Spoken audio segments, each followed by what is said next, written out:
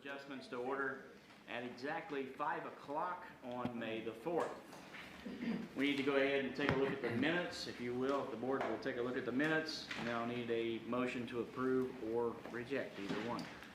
Motion to approve. All right, Sonia Barrett makes the motion to approve. I'll need a second. Second. All right, Rachel seconds the motion. All in favor by saying aye. Aye. All opposed by the same sign. There are none. Motion carries. The minutes are approved. All right. If you are planning to speak this evening, if you can stand for me, please. You will raise your right hand and Charlie will swear you in. Do you all swear or affirm the statements you're to make tonight to be the truth to the best of your information and belief? Yes. Thank you.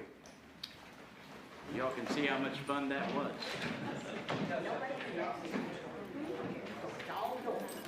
I'm going to ask just something real quick before we get started because there's a lot of people in this room, so I want to make sure we're all here for the same thing. How many of you are here for the conditional use permit for the paragliding instruction? Anybody? One? Never mind. Yes. Yes? No? Okay. All right. If you're here for the paragliding instruction, that has been moved to June. Oh. Okay. So just FYI, I don't want to waste your time, and I don't want to make you sit here and endure what we have to endure this evening. So if you're not here for that, you're welcome to leave, or you can stay for the punishment that we're going to go through here in a little while. So it's completely up to you. All right, Elise, we will go ahead and look at S-223-03, please.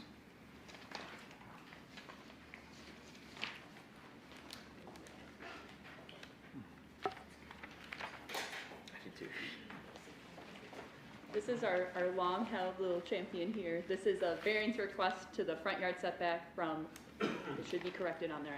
I have always one thing on top of. The front yard setback from 50 feet to 35 feet, not 38. It is advertised and in the staff report is 35. It's just an error on my part on the presentation for a property address 117 Sabin Drive in the Westwood subdivision.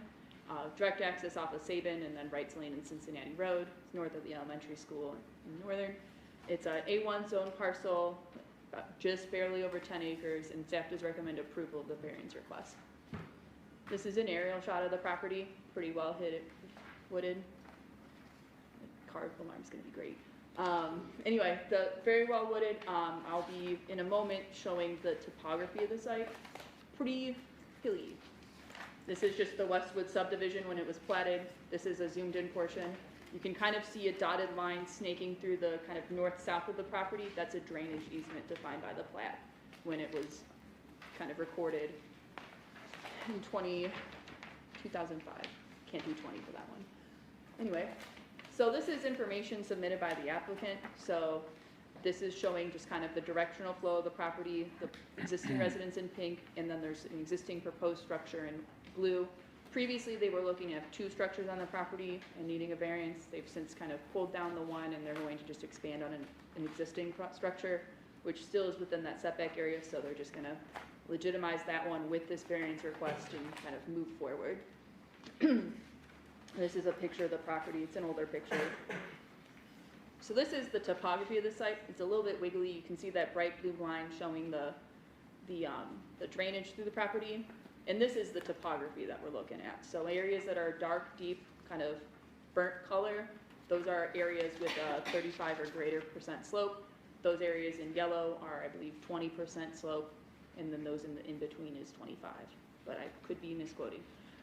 Anyway, so there's a lot of topography in the site, makes it pretty difficult to build on the site. If you're including or excluding the areas for utility easements and build line, there's really not a lot besides that drainage easement, which is already defined as something that's not going to be built within. This is just a picture of the slope submitted by the applicant, and then our findings are that it is part of the Westwood subdivisions, and it kind of meets the findings requirement set forth for the KRS 100.243, which states that a variance comes from special circumstances which does not apply to land in the general area, that the provisions would prevent reasonable use of property, and that the circumstances are not a result of actions of the applicant taken subsequent to the ordinance. So overall, staff believes that this is, again, a pretty hilly property, and therefore a variance is recommended for approval, subject to the 3 conditions listed up there. These are our typical conditions. They adhere to all regs from the zoning offices. They adhere to all other bodies and regulations, and that they obtain a building permit. All right. Besides that, that's all I got. Any questions for Elise from the board? Tommy, Sonia, Rachel? All right. Mr. Chairman, I do have one. I thought we heard this, I don't know what, February? We Or did. January sometime. Yeah. And I thought part of the testimony was that there were alternative sites, or at least one, that did not require an easement. And frankly, I was expecting, I'd already started writing notes, and I was expecting that to be part of the presentation. I thought you said they determined that one wouldn't work. Was that just a private conversation? Well, and I could have been writing and not listening at the time. That's very possible. I don't know. That's why I'm asking. I was thinking that was that one of the postponement. Because there was, meetings we talked about. yeah, because there was both the developer and at least one neighbor who was talking about, they thought there were.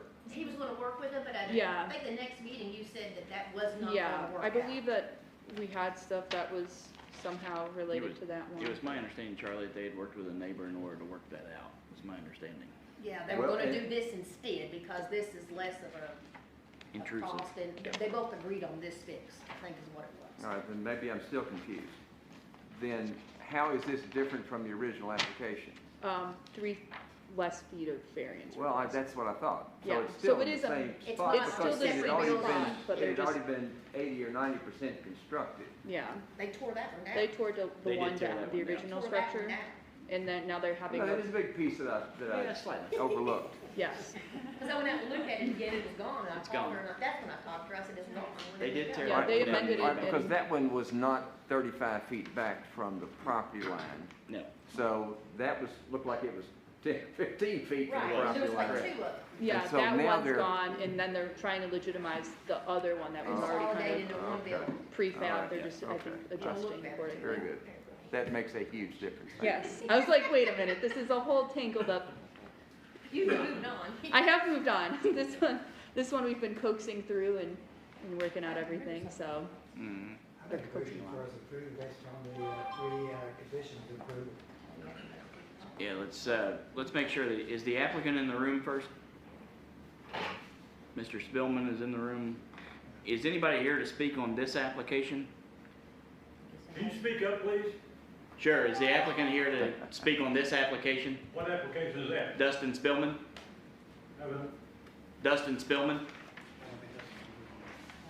All right, which obviously concerns me for the rest of the applications, but it's okay, all right. All right, if the application is not here, or the applicant is not here, Tommy, we will take your motion, is that correct? Yes, correct. We have a motion to approve the application S 2023-03. We also have a second, and Ms. Sonia Barrett to approve S 2023-03. Any questions or concern? There are none. Any opposed? There are none. Motion carries. So application S 2023-03 is approved. All right, moving on. But things change in 5 months. We'll move on to S 2023-11. Thank you. This is a conditional use permit for outdoor storage at the property in 400, at the property address 400 Triport Road. It's in the Triport Industrial Park. They have direct access off the Triport Road. It's an I-1 zone property, mixing it up a little bit here. Just a hair over 10 acres as well. And again, they're looking for outdoor storage of some items that they'd be keeping on the property. This is kind of the larger zoomed out portion of the property. I've labeled kind of key entities for people that may not be driving up on into the Triport Industrial Park. We have the Public Works area, the Trumpke Station, Aichi Forge, which you can typically see from the interstate, and then Toyota Tusha, which sometimes you can see from the interstate. I don't recommend taking your eyes off the road when you're driving though. And then our project site. This is a zoomed in portion of the property here, and this is their new development plan. This was reviewed at the April meeting of the Planning Commission, subject to approval for this outdoor storage permit. Specifically, this is kind of everything labeled. There's an existing building and parking area. They're looking to have an additional structure, an additional area for the maintenance and filling of propane and other gas tanks. They are looking for a center. They have approval for a second entrance, and they have approval for that parking area. And then the area in pink is the area in question where this outdoor storage would be located. It's kind of expected that a lot of these areas have outdoor storage, and it is incidental to the use on the property. They are it's kind of in the name, the American Welding Gas Group. They're working on medical grade, industrial grade gases, and it would be meeting our requirements for outdoor storage in the A1 under that conditional use, specifically 4.44 of the zoning ordinance. Just talks about visibility, that it's accessory, and that it's screened and it meets all the setback requirements. Overall, staff has found that they do meet all the requirements of that ordinance, and again, given that it's incidental to the use and not causing any pain or problems, these are my 3 findings, and staff does recommend approval, subject to 6 conditions. First 4 are traditional ones that we see for a conditional use permit. 5th is that they just not have anything visible from right of way, and 6th is that they meet the minimum setback requirements, which as their current development plan shows, they do. Besides that, that's all I got. I do have the engineer for the applicant if you are interested in firing off any questions for that one. Any questions for Elise? Is the applicant here for this application? If you'll step forward, please. Either one. Either one that wants to go through this at this point. Anything you want to add to this application? If you'll state your name, please. Billy Mach with Element Design. Okay. Anything you want to add to this, Billy? I think Elise has covered everything pretty well. Any questions for the applicant? I'm assuming this is not large storage tanks, it's just small individual tanks and It's so the forth? Cylinders. Cylinders, okay. All I right. got a question. Y'all got a state fire marshal's approval? The state fire marshal's approval? Yes. Not yet. Okay, but that is on your, Yes, sir. Yeah, the development plan process that they meet their regulations, the state fire marshal covers. yeah. okay. We're just going through all the steps to get there. Yep. You get to come see us first, right? Exactly. I got you. All right. Any other questions? All right, thank you. Thank you. Anybody else here on this application? All right, if not, I will entertain a motion. I'll make a motion that we approve application S 2023-11 for the outdoor storage tank at 400 Dryport Road, subject to staff recommendation. All right, Sonia Barrett makes the appropriate motion to approve. I will second that approval of S-2023. Everybody approved, say aye. Aye. Any opposed will say nay. All approved. The application is approved, S-2023-11. Thank you. I'll send you the thing tomorrow saying what your conditions are, and you can take it and run to whomever wants to see the form. Sorry, Tom. I signed up. Thank you, Elise. No problem. All right, application S-2023-12. Elise? Thank you. This is a conditional use permit for the operations of the transitional housing program out of the former Elkhorn Baptist Association property off of Cincinnati Pike, specifically located across from the intersection of Burton Road and Cincinnati Pike off of Cincinnati Road. It's an A1 zone parcel with a 1.1 1/3 acre. Again, they're just looking for that transitional housing program, and staff recommends approval of the application. This is an aerial shot of the property. They have the parsonage in the front, and then they have the main worship space in the rear. I did label it there. I forgot about that slide. And this is a photo submitted by the applicant. I kind of included it here as this kind of transitional slide.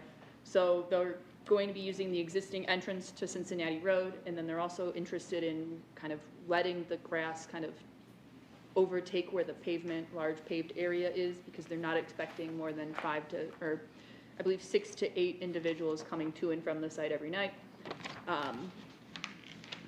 The Elkhorn Baptist Church that was operating there has since ceased operations of worship services, but they still own the property, and they're looking to essentially transition the use from that service provision to transitional housing and support. This isn't a kind of depiction submitted by the applicant. I give her props. She used Excel for this, and I don't think I would have chosen that. I think I would have drawn it. But anyway, so they have in the front of the building, which would be on the left of the screen, they have the kind of main worship area where they're intending to have meetings and trainings. And then if you go to the rear kind of lower level, there are 7 bedrooms, 2 bathrooms, a laundry space, kind of a playroom area, and then that central gathering area with an additional kitchen in that area. So they're looking to kind of operate that, kind of bouncing back to that parsonage building, that building in the front. We're looking for, or they're looking to have a site caretaker or programmer operate within that building. We understand there are two buildings, but under the same use. And I believe the applicant may be able to testify if they're on the same septic or otherwise. They may also not. I would defer that to her. But that even though they're two buildings, they're both sharing that same use, and they offer a significant kind of benefit to the community and kind of reflects the interests of the community as expressed by the comprehensive plan. Specifically, that adaptive reuse is considered a best practice, and that should be something that the community pursues. It is Scott County is identified as a community where low-income, homeless, disabled individuals have access to housing, shelter, food, and workforce training. This would allow for individuals who are in need of additional assistance receive care in their community and be able to kind of reintegrate into the area or integrate for the first time into the area. And then the last one is just that we encourage adaptive reuse of existing buildings, can reduce costs to the young buildings and help revitalize areas that need revitalization. Overall, staff believes that the conditional use permit would not adversely impact the public health, safety, or welfare, nor alter the character of the general vicinity. It'll be a less active use on the property, but still an effective and necessary service provision in the community. These are my other findings. Already ran through all those guys. Overall, staff recommends approval of the conditional use permit subject to 7 conditions. The first 4 are typical for conditional use permits. The 5th is that they just get a CO from the building inspection office. The 6th is that the parsonage building shall only be used for residents by a caretaker or program manager. They convert it to another resident or another use, such as an office. Like, it's not the end of the world, but it's just if it's going to be used for residents, they're going to be related to the operation. And then the 7th is that they have no more than 7 women and their children residing in the church building as part of that program.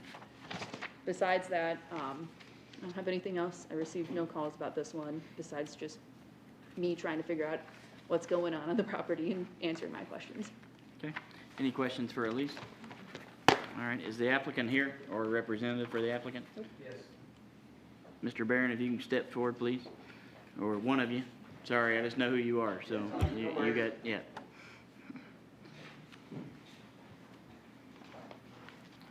David, can you tell us a little bit about what's going on with the property, please? Yeah, so I represent the Elkhorn Baptist Association. The building that was there was a dry run Baptist church, closed after 222 years worth of service within our community.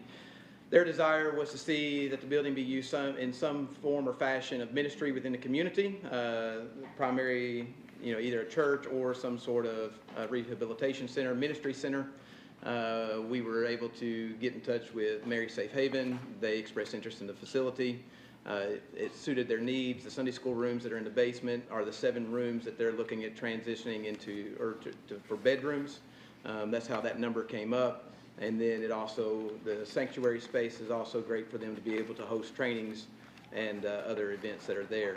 So we entered into a lease agreement with them for them to be able to lease to purchase the facility from us, and then hopefully they will be able to continue to operate and have a wonderful impact on our community as they already have.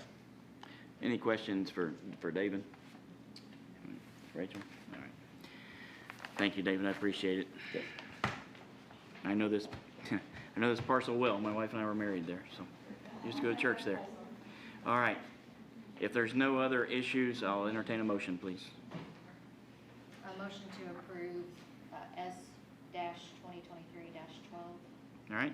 Rachel makes the motion to approve. I'll entertain a second. I'll second. Sonia seconds the motion. Any questions or concerns? All in favor by saying aye. Aye. All opposed by saying nay. There are none. Motion carries. We wish you luck. I think that's an exciting And I'll call your office. I'll let you guys Do you think that's an exciting news? That's where we were married. That's where Bethany and I went to church before and did memorial. Did you see that? Exactly. All right. I'm assuming this is what everybody's here for, S-2023-13. Oh boy, let's Yeah, go. say Yeah. let's go. All right. Alrighty, this is a conditional use permit for operations of a private recreational area for the installation of up to 30 cabins in phases of 5 and hiking trails. at the property address 518 Bailey Road, and then a larger parcel. I'm really numbers dyslexic. I'm gonna try my best, but I'm not gonna touch that. Totaling a total site acreage of 344 acres. Bailey Road is a kind of connecting road between Barkley Road to the west and Finnell Pike to the east, and is the direct and arterial, because there is no other really road in that area. Staff does recommend a denial of the conditional use permit request. This is a shot of the property here, so unfortunately I was unable to get a more detailed drawing because it's very big. Anywho, kind of Barkley Road is to the north, or not Barkley, Bailey Road is to the north, and you can kind of see it in the kind of left rear corner. It's Morris Road, for general kind of context setting if you're not really around there. I'd anticipate most people are pretty familiar with it.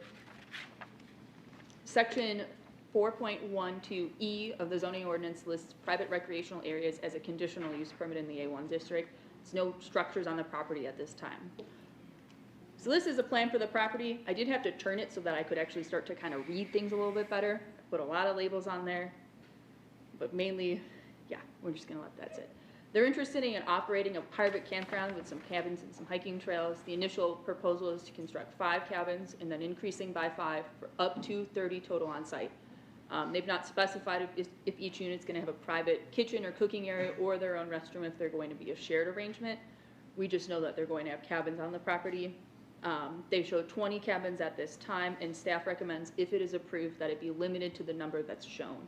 If they need additional ones, they can come back, if this is approved, and start to pursue additional cabins, but staff believes that having just the cutoff of 20, if it is approved, is an appropriate kind of maximum, because then we can see the impacts on the surrounding area and all that type of things. They also propose a loop of hiking trails. It's noted in that kind of pink color, again, kind of running through the property, kind of going around. Again, these kind of trails are up for true finalization when they would do a development plan, which would be required if it was approved.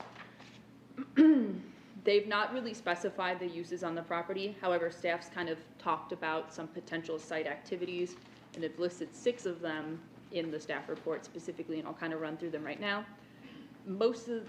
A lot of this area is very heavily wooded. It's very difficult to know where the boundaries are of your property. And so if this was approved and you have operations, people can easily wander. I wander pretty easily. You just easily know, you don't know where everything is. And so if it was approved, staff would recommend a 6-foot tall diamond mesh wire or equivalent no-climb fence, and then appropriate signage at 1 sign per 100 feet of linear foot of boundary, so that people are able to clearly understand where the property lines are, so that they're not trespassing, risking their safety or the safety of other people's livelihoods who are farming and or using the property as a means to create income. Hiking trails, especially in a lot of kind of primitive camping, and even not even primitive camping, cabins, if you're kind of recreating, you tend to go for roams and that type of thing. Again, with the difficulty of boundaries and everything like that, and to discourage people from being tempted to hike into unknown territory, literally and metaphorically, we would require that a condition of approval be implemented that would require the development related to the use outside of a buffer installation, specifically that 6-foot tall no-climb fence, be at least 50 feet from all property lines. That would kind of keep noise to the interior of the property, but still allow for a pretty notable use of the property, given that it's 334 acres.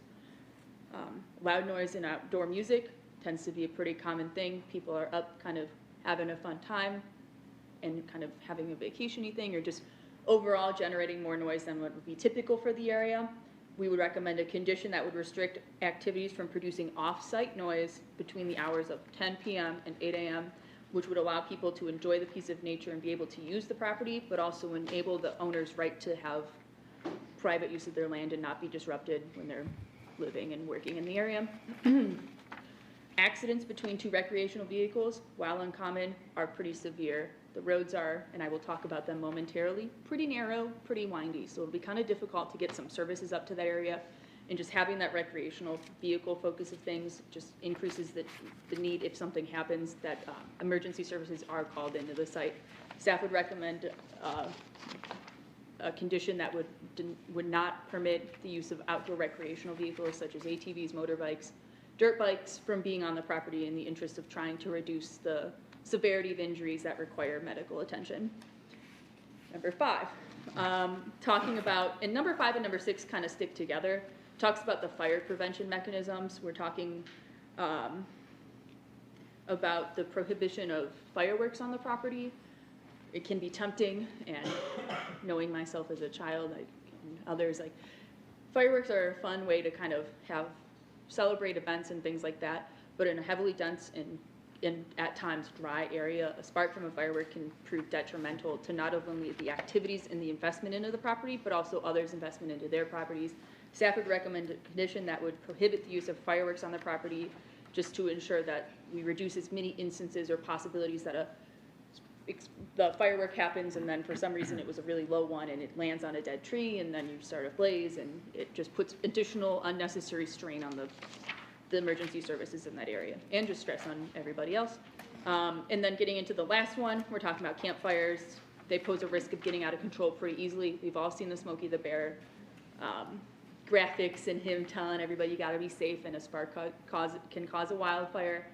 What do you call it? Red River Gorge had some issues with some fire a couple weeks ago, and I don't even know if that one was a campfire one, but that's still, like, in heavily and dense treed areas, it can lead to a lot of issues. Instead of having 30 campfires for each individual unit, or however many are available at that time, staff would recommend a condition that would require 1 centralized fire pit per 5 cabins or dwellings developed on the property. They'd be only permitted in those areas and should not be altered after installation. They need to be in a well-gravelled and well-maintained area to ensure that if it starts to travel, they're able to kind of put it out as effectively as possible. All in all, while we've talked about the use, I haven't really talked about the property itself. This is a green print map. When they initially came in, they were looking to do a zone change to the A1R or the A1 recreational. It's very uncommon to see it in the county. It's just meant to be an area to consolidate recreational uses and judge recreational uses in a A1 context. As part of that, we would require green print, and Whitley with our office so graciously made me this one. And this depicts the wet waterways, prime farmlands, steep slopes, and floodplain. So there's floodplain along Morris, but there's not really anything up on Bailey. But you can see that's kind of notable. What appears to be a drainage easement through this property, again, it's not finalized or anything like that because there's been no survey done of the property. But you have this drainage area with all kind of the topography kind of leading to that area, and just overall having a pretty notable terrain on that property. As such, it's not really, and it's pretty much like northern Scott County. This road is a narrow road. It's 14 to 16 feet wide. I'm not great at measuring, so there's a little bit of a margin of error for that one. It's hard to pass on those roads. We were blessed when Jay and I went out to the property to not have a car coming on to us when we were approaching and getting to the property. There's a lot of blind turns and a lot of areas that if you were cool with just all of that, you would be used to it, but if you're not from the area, you're not from the community, it brings a lot of concern of what's the decorum, what's the proper procedure when you're passing someone on these narrow roads, let alone how do you find this road? You're just getting on narrower and narrower and narrower roads, and there's just a lot of concerns that in poor conditions, even in low light conditions, that the road is not going to be safe for people to pass or understand what's going on. Finding the property, that type of thing just is all kind of challenged by the topography and the condition of that road. Furthermore, that wasn't supposed to be in there. This is a depiction of a graphic that we're kind of using as a just kind of staff record. This is a lot of potential stuff, so I can't exactly finalize everything, but you can kind of see there's 3 shaded areas here.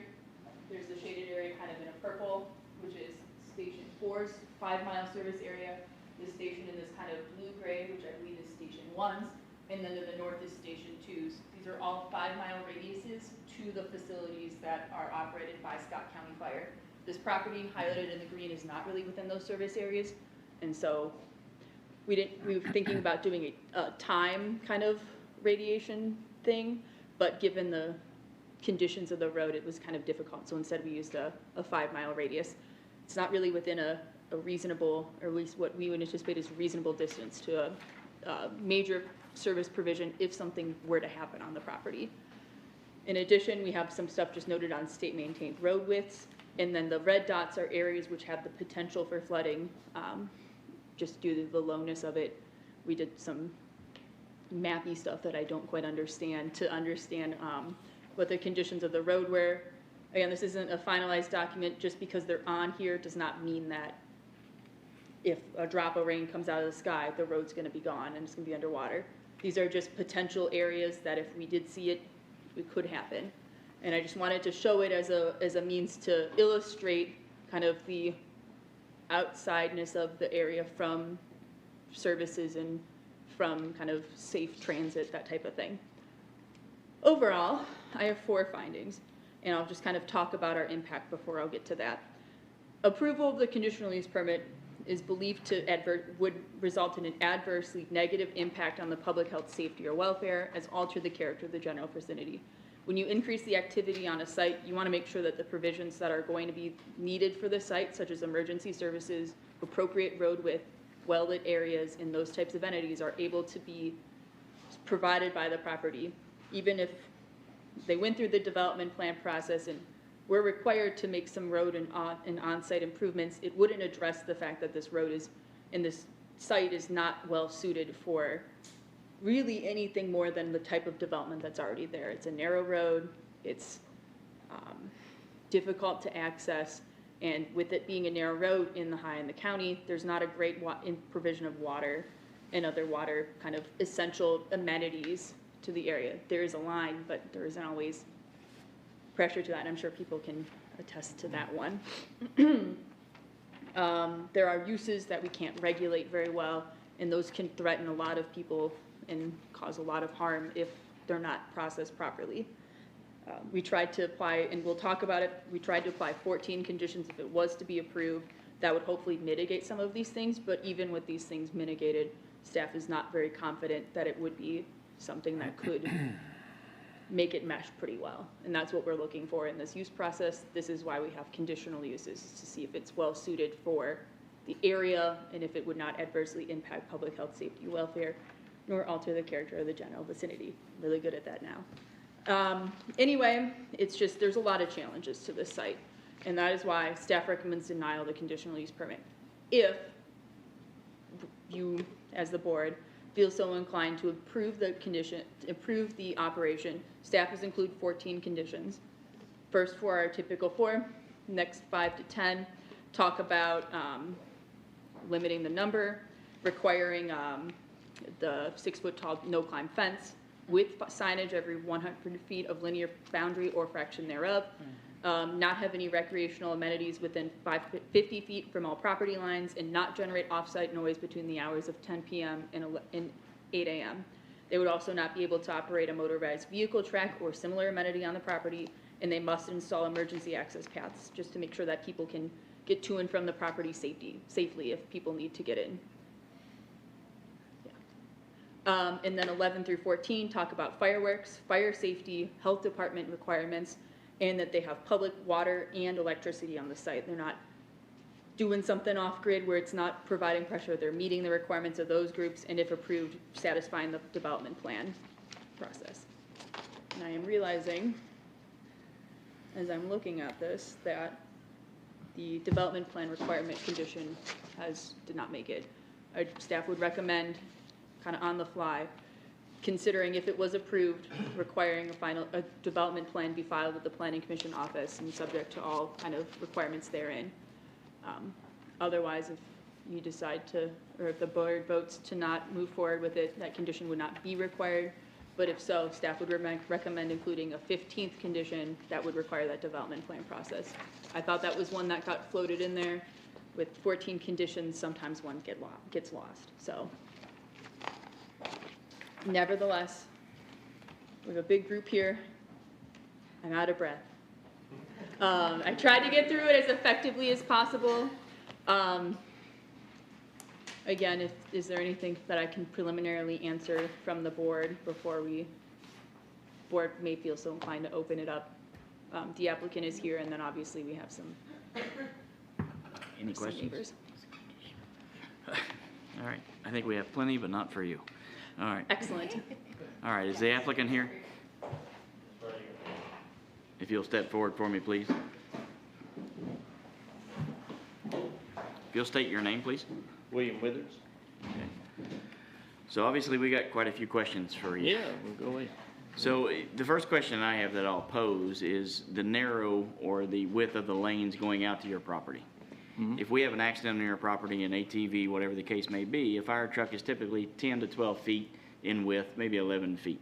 How do you propose that we get somebody out of there if there's an injury? Well, we never proposed that ATVs be used on the property. That is something that is covered under the A1R, but we never proposed that ATVs be used on the property. Take ATVs out. For What if somebody has a heart that attack? reason. What if somebody has a heart attack? Well, what if somebody has a heart attack on that road right now? How does the fire truck get out there? Right now, there's about 30 people compared to 20 cabins. Okay, well, even if we knocked it down to 20, like staff proposes, I mean, with all due respect, I mean, the road is big enough to support 30 people, and, you know, if one person has a heart attack, you know, but I'm not sure. That's something we could discuss. It says, you know, we could discuss it with the fire department during the preliminary development plan. Okay? What other questions do we have? Look at the water pressure. You can ask. Water pressure issues. I'm assuming that the current residents there are already struggling with some of that. I don't live in that area. I'd let them attest to that one. Okay, so we'll wait to hear. Okay. I don't want to make a statement that Okay. inaccurate. They should attest. And same with sanitation, yeah. I will get to that in a moment. I'm gonna hear from the other people, but we'll Yeah. come back to you on that then, I guess. Anybody? Rachel? No questions? Well, I mean, just before we have everyone else start speaking, I would just Yeah, say the- my concern is. If I could say one thing, I mean, Go I don't mean to interrupt. You know, we've traveled to many cities all over the country. Many of places like, growing cities like Georgetown have facilities like this that are not on main roads, that are, you know, because that's where people want to go. They want to get out of town. They don't want to go to a facility like this that's right on 25 with cars buzzing by them. And, you know, 344 acres out there, that would allow us to provide that type of facility, you know, and the cabins we propose are not going to be right up next to the road. They're not going to be on property lines. They're not going to be nowhere. There's 344 acres there. We plan to submerge those in there with adequate access to the cabins for the fire truck. We could work with Scott County Fire Department to make sure there's room there, that if there is an accident, if somebody has a heart attack, then we need to get an ambulance. You know, the road in there is adequate for that to happen. But, you know, Georgetown-Scott County is growing. We're building a new distillery. I mean, multiple people on the Bourbon Trail are going to come here to enjoy that distillery. You know, that would be a great place for them to stay while they're visiting Scott County. Not everybody has a camper to go out to the campground, or not everybody wants to stay in the Holiday Inn Express.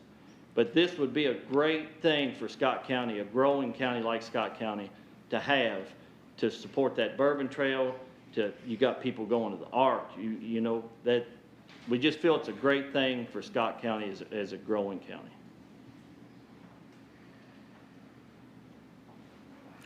So one of the recommendations is a fence 6 foot tall all the way around the boundary. Are you prepared to do that?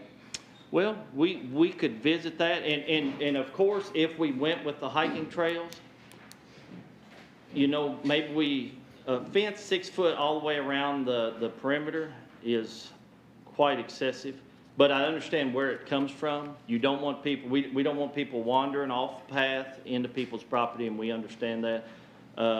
If we went with hiking trails, I would ask that maybe we limit those hiking trails to around the cabin area and not all the way around the 344 acre facility, because a fence around 344 acres, you can imagine, is a lot of fence. But maybe we limit those hiking trails to just around the cabin. The hiking trails was just an add-on. But if we see that that is a potential hazard for people, we could do something different with that. And up to eliminating the hiking trails. It would be a tremendous add-on, but, you know, getting people out there in the cabins, enjoying the great outdoors, that's the key to this whole thing. Will each of the cabins have a bathroom in it and a working kitchen, or what is your proposal there? We have not finalized that. They will each have a bathroom of some sort. We would work with the health department to get their recommendations, get what they would allow for the cabins to have a bathroom. You know, with that said, it's something we would work with the health department on. We didn't finalize all that until we obtained the conditional use permit, and then once that happened, we would go back and start talking with the fire department, talk to the health department, and figure out what restrictions, what recommendations they have to make this thing happen. Any other questions? All right, we'll come back to you here in just a minute. I'd like to say one thing. If a condition is amended after the fact, it has to go back to conditional use permit review, because that's a change in the approved conditions. Sure. So if you are going to make an amendment to any of the staff things, you gotta do it now. You can't do it at the development plan process. You can't do it at the planning commission hearing where you say, oh, well, I was initially required to do this, I'd like to report an alternative. If we're going to amend something, it's going to be a part of this process as part of the use discussion. So just something to note for you guys if we're kind of considering down those paths. Okay. It's now or never, or it's now and then you have to come around. As much as it's going to pain me to ask this, but how many of you are willing to speak on this application? I was afraid of that. All right. So, That's better than what I was yeah, expecting. me too. All right. So what I would ask, if you're planning to speak on behalf of this, be respectful. And we're all trying to figure out the best possible path for every neighbor involved. Just stick to the facts of what we've got. I understand there's a lot of passion that goes into these things, but this is a factual thing. All right. So don't point fingers. Don't do any of that. So I'm not sure exactly who to take first. So what I'm going to do is this. Who wants to be first? All right, you, sir. All right, congratulations. No, I did not sign in, okay, because I was a little. Just announce your name, if you will, and come. Jim Sammons. Yeah, we gotta swear you in. In the front, you have to record it. We need to swear you in too. But Charlie? were you here when we swore?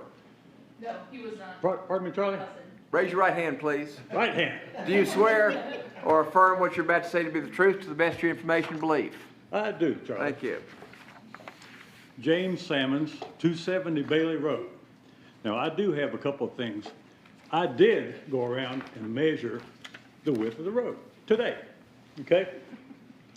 Our narrowest is 9 feet 3 inches. The widest is 14 feet. If you didn't know, we are third behind West Virginia and Virginia in the width of roads. They average 10 feet. Okay, now, number two, I have had a problem once with the fire department. Called the fire department because of a fire we had. It took them 20 minutes to get there. 20 minutes, okay?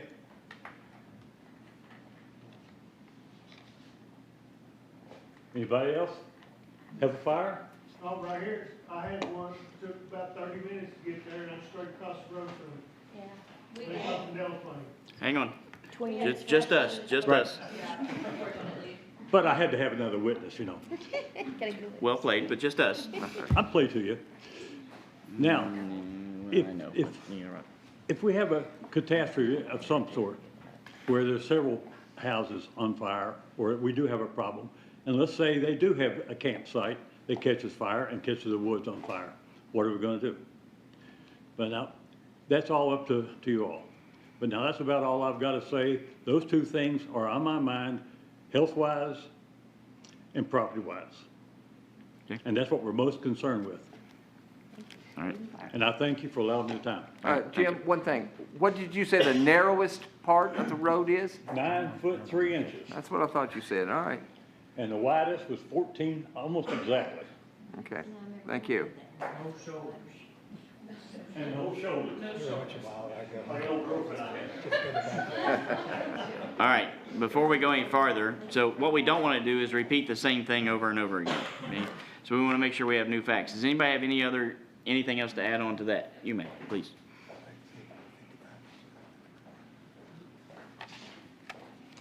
I'm Carrie Gaby. I'm at 415 Bailey Road. So my property is a 5-acre lot with an easement to actually where my house is. I actually own 2 lots. And I bought it and it was kind of trash, so I had a lot of work done. And I have never had one contractor find me on the first try because the GPS doesn't pick me up. So the GPS routinely puts them about a 1/4 mile or 2/10 of a mile down the road. So that's one reason fire has trouble responding, is the GPS is not totally accurate, especially on Bailey. I can't speak to Fennel or Morris. So that's a problem for people finding it and pulling in my driveway and being like, where's this place, right? It says it's this place. Also, a lot of our driveways look like this place because mine is 3/10 of a mile down the road. You're like, oh yeah, this is totally the wilderness. So GPS is not accurate on Bailey Road. Routinely, no one can find my house. Another thing about my property, which is very close to this property, is I actually don't get cell service on, I would say 80% of my property. The only way I get it at my house is I have to have a cell phone booster to boost the service. So I live there by myself. I have to be really careful. If I'm going back, cutting something in the back with a chainsaw, I can't call for help. I have to let a neighbor know, hey, I'm going back there. Come find me in 2 hours if you don't hear from me. So I would love it if something bad would only happen to me up at my house by the road. But the fact is, if you got 344 acres, you're not going to have your heart attack in your cabin. You're going to have it hiking down the trail way down in that valley. And I haven't been on this particular property, but I'll tell you, most of my property doesn't have cell service on the property. So that worries me a little bit for this property. Just I don't know what the cell service is like. Up by the road, it can be pretty good, but down there it's not. And one road we didn't show in here, we showed Bailey, we showed Morris, we didn't show Fennel. Fennel routinely, when there's a big rain, floods to the point you can't drive over it. I don't know if it's called a floodplain. I don't know how many of y'all that live on Fennel. There's a little creek that runs on one side, you can't get out of your house. So I don't know if Fennel's a floodplain or not, but that road routinely floods over to where you can't access that road. So that's a problem for the people getting in. That's a problem for emergency personnel getting out. Morris can be similar, and roads on that side. So, you know, it only lasts a couple hours, but some people on Fennel are actually stuck in their house because the road floods so bad. So I don't know if that's called a floodplain, but we do get stuck sometimes. And the other thought about not having cell service, you know, and the fire access, that's great that there's fire access to the cabins, but the back of that 344, if they need to get to somebody in the back, the only access is going to be through everybody else's property. So, you know, if someone breaks their leg, there's no room for a helicopter to land there. The firemen are going to have to go through the woods and get them, and that's going to be a variety of different accesses, and then they got to cut through a 6-foot fence. So those are just my thoughts about this property, having dealt with my own property. It's really hard to find. It's really hard to call for help. And then the flooding can be a problem sometimes. It may not be a floodplain just because it's such a flash flood. So those are my thoughts. Okay. Yeah. Any questions? You want to add any of that? Lisa? I can confirm that parts of the road along Morris and on Fennel Fennel. are firm defined. They are defined, okay. Okay. Yeah, well, they do. They flood over pretty routinely. Okay. So all that blue area. So at least according to the PDA system in our records, Yeah. it does indicate that there is a floodplain along both of those roads. Yeah. Not on flood 80. Yeah. And the other thing, I don't know if it caught it on the tape, is that a lot of these narrow roads do not have a shoulder. So if 2 cars do meet, especially on Bailey, there's a section over near Mr. Wiley's property that's just drop off. So Okay. those are the thoughts I had. All right, thank you. Hand it to Charlie, please. Anybody else want to speak on behalf? Yeah, Sanford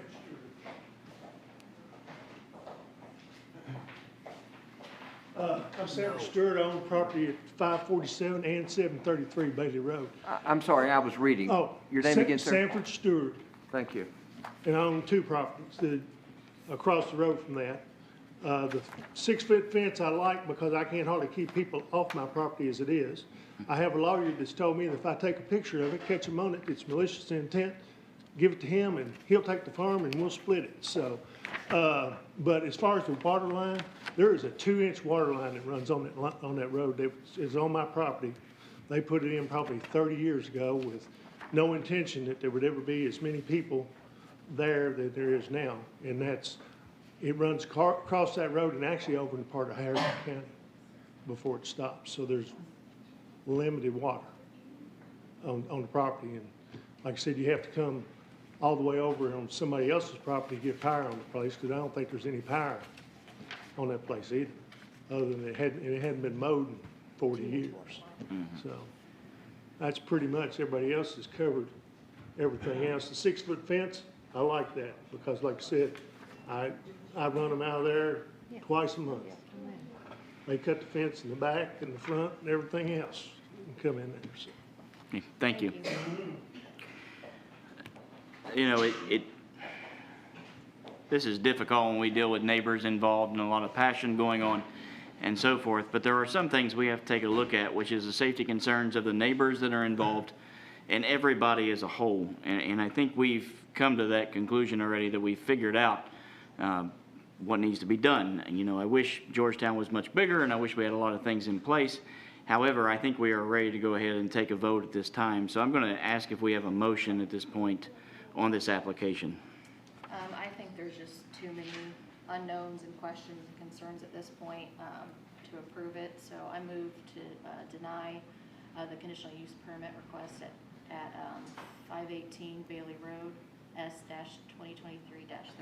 All right, Rachel makes the motion to deny. Do I have a second? If I could just ask before you move on. Please. Incorporating the recommendation of staff report, the proposed findings and recommendations in the staff report. Add that into your motion. Oh, okay, so I move that we also add the recommendations from the staff report, findings and recommendations. Okay, so Rachel makes the motion to deny, adding in the staff recommendations. Do I have a second? Second. Tommy seconds the motion. Any questions or concerns? All in favor by saying aye. Aye. All opposed by the same. There are none. Motion carries. Application is denied.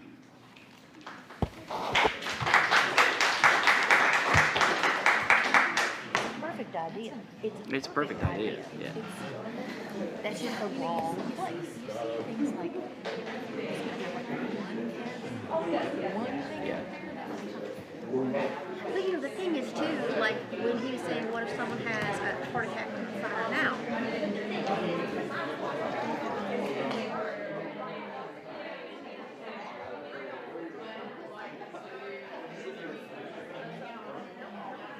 Yes, sir.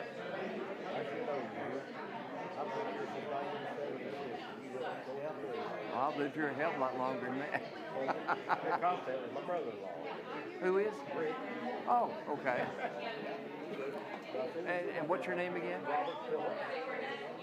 Well, I live out in 893 North Road. I didn't get a chance to talk. I had 2 questions. All right, if I can grab everybody's attention, please. If I can grab everybody's attention, we still got some business we have to conduct, so you guys can. We shouldn't be long. Just hang on. That would be great. Thank you. Thank you.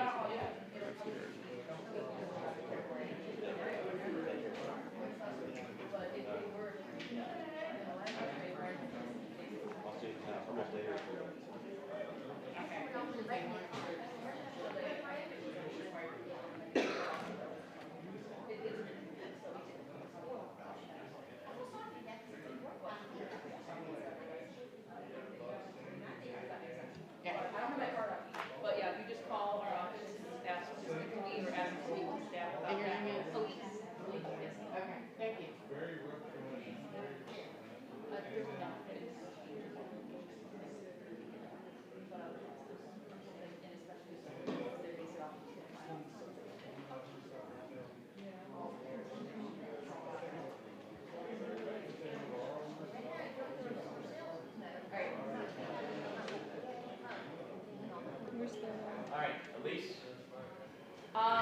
right, so our last item here, it's listed under other business, is just our election of officers. Because we were sitting with 3 last month, we did not formalize or do any of the election process. I understand Janet's not here today, but if you guys are feeling so comfortable, you may put forward a nomination of vice chair and chairman, and then you can vote on it if you want to Since accept Janet's that. not here, we give her all the responsibility. That's fine.